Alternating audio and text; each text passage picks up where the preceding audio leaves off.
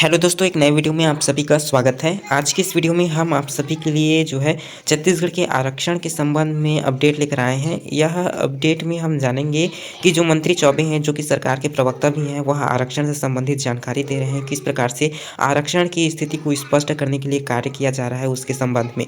उसके अलावा हम यहाँ पर विभिन्न समुदायों के द्वारा जो मांगे की जा रही है उस पर भी एक नज़र डालेंगे। साथ ही साथ जो संविदा कर्मी है वह भी यहाँ पर आज पद यात्रा करने वाले हैं, तो उनकी क्या मांगे हैं उसे भी यहाँ पर हम देखेंगे, जो कि आपके भर्तियों से संबंधित ही रहेगा। दोस्तों, वीडियो आगे कंटिन्यू करने से पहले कहना चाहेंगे, अगर चैनल में नए हैं तो सब्सक्राइब जरूर कर लीजिएगा। इसी तरह के महत्वपूर्ण अपडेट हम आप सभी के लिए लेकर आते रहते हैं। वीडियो को लाइक नहीं किया है तो लाइक भी करें और शेयर भी करें। चलिए आगे कंटिन्यू करते हैं इस वीडियो को। तो जैसा कि आप सभी जानते होंगे कि भानु प्रतापपुर में उपचुनाव होना है, जिसे सरकार जो है सेमीफाइनल के रूप में देख रहा है। तो इसका भी कहीं ना कहीं आरक्षण पर इम्पैक्ट है। हम पूरा अपडेट चलिए देखते हैं। भानु प्रताप उपचुनाव सर्व आदिवासी समाज की दखल से रोचक हो सकता है। उपचुनाव में सर्व आदिवासी समाज थोक में नामांकन फॉर्म जमा किए और अब तमाम प्रयत्नों के बाद भी नाम वापस लेने के लिए तैयार नहीं हो रहे हैं। इस रुख ने बाकी स्थापित राजनीतिक दलों के रणनीतिकारों को सोचने के लिए मजबूर कर दिया है। आदिवासी समाज के अंदर चल रही बैठकों से जो जानकारी निकल कर सामने आ रही है, उसके एक संकेत साफ है कि भानु प्रतापपुर उपचुनाव को सर्व आदिवासी समाज एक परीक्षण की तरह लेने के लिए तैयार है और गांव-गांव में प्रत्याशी उतारने की जगह संगठन केवल एक प्रत्याशी खड़ा कर सकता है, ताकि चुनाव नतीजों से साफ हो पाए कि सामाजिक आधार पर संगठन को कितने वोट मिलते हैं। इस प्रयोग के आधार पर समाज अगले साल होने वाले विधानसभा चुनाव की तैयारी करेगा।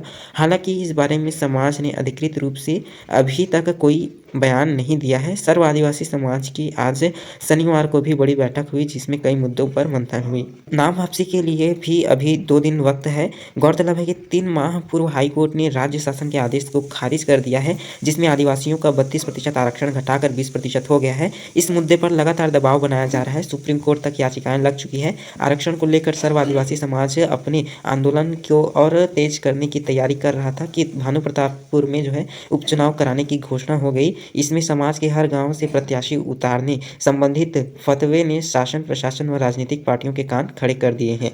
वहीं आपको बता दें, न केवल आदिवासी आरक्षण के लिए मांग कर रहे हैं 32% कराने के लिए, बल्कि अब ओबीसी समेत अन्य जो समुदाय हैं वह भी अपने अपने आरक्षण को बढ़ाने के लिए मांग कर रहे हैं। ओबीसी अपने आरक्षण को अब 27% तक बढ़ाने के लिए मांग कर रहे हैं। साथ ही साथ वह छात्रवृत्ति एवं छात्रावास में स्वतः 27% आरक्षण लागू करने की भी मांग है। इसके अलावा भी उन्होंने 6 सूत्रीय मांग रखा है, जिसमें यह बातें भी सम्मिलित हैं। ठीक है, तो इसको लेकर जो है सीएम को यहाँ पर कल की डेट में ज्ञापन सौंपा है सर्व पिछड़ा वर्ग समाज ने। चलिए अब देख लेते हैं मंत्री चौबे, जो कि प्रवक्ता हैं सरकार के, उन्होंने यहाँ पर आरक्षण को स्थिति को किस प्रकार से स्पष्ट किया है। छत्तीसगढ़ में 58% आरक्षण को हाईकोर्ट द्वारा निरस्त किए जाने के बाद राज्य सरकार ने नए सिरे से ड्राफ्ट तैयार करने में लगी है। राज्य सरकार उन राज्यों का अध्ययन कर रही है जहां पर आरक्षण प्रतिशत 50% से अधिक है। इसके अलावा कर्नाटक, तमिलनाडु, महाराष्ट्र शामिल है इसमें। कैबिनेट इसके आधार पर तय करेगा कि विशेष सत्र में आदिवासी आरक्षण को लेकर संशोधन विधेयक लाया जाएगा या शासकीय संकल्प, इस पर निर्णय लिया जाएगा। तो इसके आधार पर ही यहाँ पर निर्णय होगा, शासकीय संकल्प होगा। शासकीय संकल्प के माध्यम से आरक्षण का जो मुद्दा है वो सॉल्व होगा या संशोधन विधेयक लाकर सॉल्व होगा।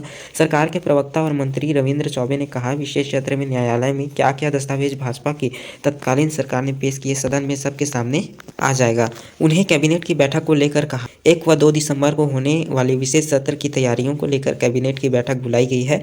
कैबिनेट में एसटी, एससी और ओबीसी के आरक्षण को लेकर प्रस्ताव आना है। कैबिनेट की मंजूरी के बाद इसे सदन में पेश किया जाता है। उन्होंने कहा, आवश्यकता होगी तो अनुपूरक बजट पेश किया जाएगा। सत्र के दौरान शासकीय कार्य भी होने की संभावनाएं हैं। मंत्री रविंद्र चौबे ने कहा, राष्ट्रीय स्वयंसेवक संघ हमेशा भारतीय जनता पार्टी के साथ रहा। दोनों के नेता जुड़कर भाजपा की कैंपेनिंग करते रहे। राज्य में लगातार मोहन भागवत का दौरा हो रहा है, इसको भी उसी नज़रिए से देखना चाहिए।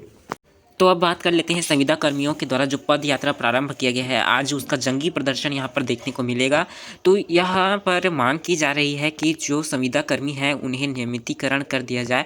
तो इसको लेकर जो है जब 2018 में चुनाव हुआ था तो अपने घोषणा पत्र में सरकार ने शामिल किया था कि सभी संविदा कर्मचारी का नियमितीकरण किया जाएगा, जो कि सरकार द्वारा कमेटी तो बना लिया गया है, लेकिन उसके द्वारा अभी तक कोई रिपोर्ट नहीं पेश किया गया है। तो वर्तमान सरकार का इसकी ओर ध्यान आकर्षित करने के लिए जो है यहाँ पर पद यात्रा करा जा रहा है, जिससे जो है नियमितीकरण हो जाएगा उनका और विभिन्न पद हैं वह नियमितीकरण के द्वारा भर दिए जाएंगे। ठीक है, तो इस प्रकार से आज का आपका पूरा अपडेट था आरक्षण से संबंधित, किस प्रकार से परिस्थितियां हैं वह, और यहाँ पर हमने आपकी भर्तियों के संबंध में भी देखा संविदा कर्मियों की जो पद यात्रा है उसमें जो नियमितीकरण है वह किस प्रकार से प्रभावित कर सकता है आपकी भर्तियों को। तो दोस्तों मिलते हैं एक नए वीडियो में इसी तरह की महत्वपूर्ण जानकारी के साथ।